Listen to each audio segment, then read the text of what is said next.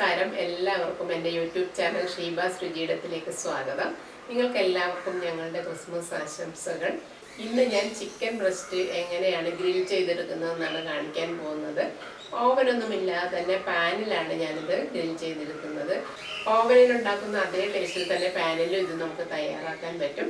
എങ്ങനെയാണ് ഞാൻ ഈ പാനിൽ ഗ്രിൽ ചെയ്തെടുക്കുന്നതെന്നുള്ള വീഡിയോ നമുക്ക് കണ്ടു നോക്കാം. നിങ്ങളെല്ലാവരും ഒന്ന് കണ്ടു നോക്കിയിട്ട് ട്രൈ ചെയ്ത് നോക്കണം, അഭിപ്രായങ്ങൾ അറിയിക്കാൻ മറക്കരുത്. അപ്പോൾ നമുക്ക് പെട്ടെന്ന് തന്നെ പോയിട്ട് ചിക്കൻ എങ്ങനെയാണ് ഗ്രിൽ ചെയ്തെടുക്കുന്നതെന്ന് കാണാം.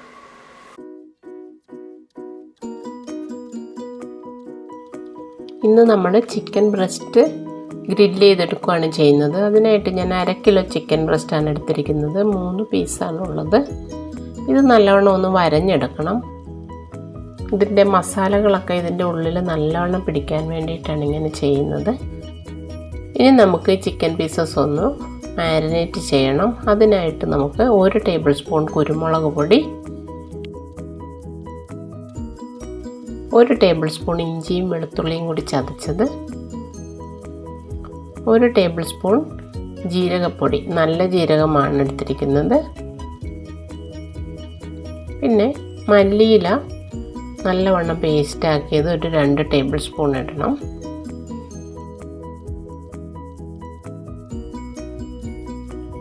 ഒരു നാരങ്ങയുടെ നീര്,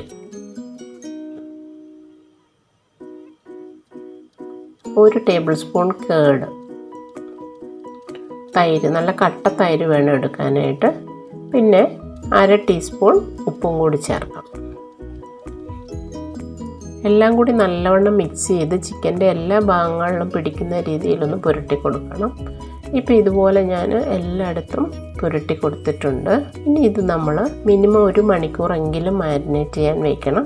കൂടുതൽ എത്ര സമയം വെച്ചാലും അത്രയും നല്ലതാണ്. മിനിമം 1 അവറെങ്കിലും വയ്ക്കണം. ഇപ്പം ഞാനിവിടെ 1 മണിക്കൂറാണ് വെച്ചിരിക്കുന്നത്.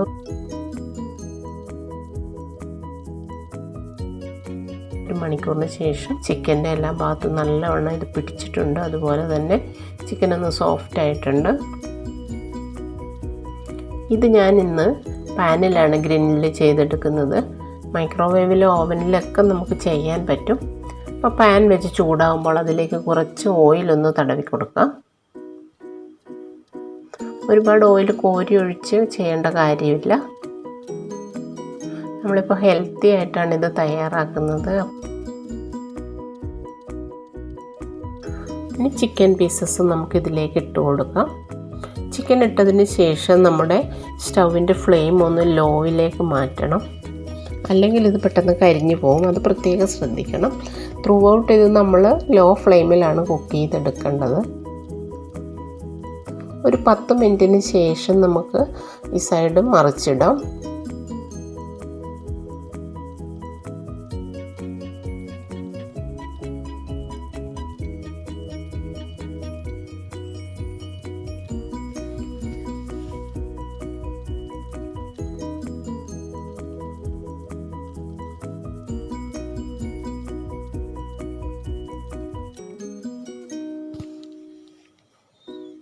ഇനി അടുത്ത സൈഡും ഒരു 10 മിനിറ്റ് ലോ ഫ്ലെയിമിൽ കുക്ക് ചെയ്യാം.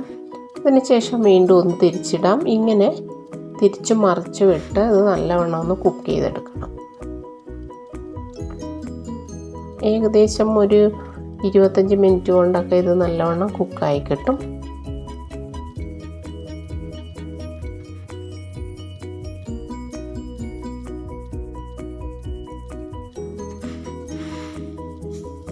ഇപ്പോൾ ഇത് നല്ലോണം കുക്കായിട്ടുണ്ട്. ഇനി നമ്മൾ ഇതിന് കുറച്ചുകൂടി ഒരു ജ്യൂസി ആയിട്ട് കിട്ടാൻ വേണ്ടിയിട്ട് നമ്മൾ ഇതിൻ്റെ മുകളിലേക്ക് കുറച്ച് തേനും അതുപോലെ തന്നെ ടൊമാറ്റോ സോസും കൂടി, നിങ്ങൾക്ക് ഇഷ്ടമുള്ള ഫ്ലേവർ അനുസരിച്ച് സോയാ സോസ് വേണമെങ്കിൽ അങ്ങനെ ചെയ്യാം, ആ ടൊമാറ്റോ സോസ് വേണമെങ്കിൽ അത് വെച്ച് ചെയ്യാം. ഞാനിപ്പോൾ ടൊമാറ്റോ സോസാണ്, അതിൻ്റെ ഹോട്ട് ആൻഡ് സോറാണ് എടുത്തിരിക്കുന്നത്. അതും 1 ടേബിൾ സ്പൂൺ തേനും കൂടി നല്ലവണ്ണം ഒന്ന് മിക്സ് ചെയ്യുന്നുണ്ട്.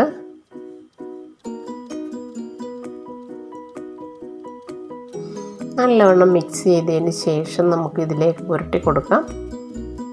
എല്ലായിടത്തും നല്ലവണ്ണം ഒന്ന് ബ്രഷ് ചെയ്ത് കൊടുക്കുക. ഒരു സൈഡ് ബ്രഷ് ചെയ്തതിന് ശേഷം നമുക്ക് മറിച്ചിടാം.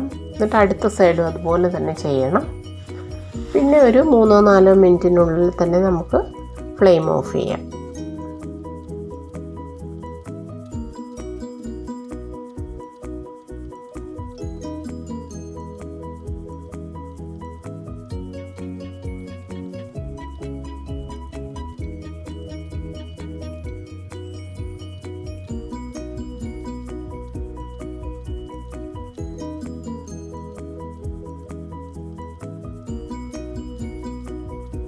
അപ്പോൾ ഈ ഒരു സൈഡ് പുരട്ട് വരുമ്പോഴത്തേക്കും അപ്പുറത്തെ സൈഡ് റെഡി ആയിട്ടുണ്ടാവും. അപ്പോൾ ഇത് പുരട്ടിയതിന് ശേഷം വീണ്ടും ഇത് തിരിച്ചിട്ട് കൊടുക്കാം. ഒരു 2 മിനിറ്റിന് ശേഷം നമുക്ക് ഫ്ലെയിം ഓഫ് ചെയ്യാം. ഇങ്ങനെ ഗ്രില്ല് ചെയ്ത ഈ ചിക്കൻ്റെ കൂടെ നമുക്ക് കുറച്ച് വെജിറ്റബിൾസും കൂടി അരിഞ്ഞിട്ട് കഴിക്കാം. ഇതൊരു ഹെൽത്തി ആയിട്ടുള്ള ഒരു ഡിഷാണ്. നിങ്ങളെല്ലാവരും ഒന്ന് ട്രൈ ചെയ്ത് നോക്കണം. അഭിപ്രായങ്ങൾ അറിയിക്കാൻ മറക്കരുത്. പുതിയ വീഡിയോസുമായിട്ട് വീണ്ടും കാണാം.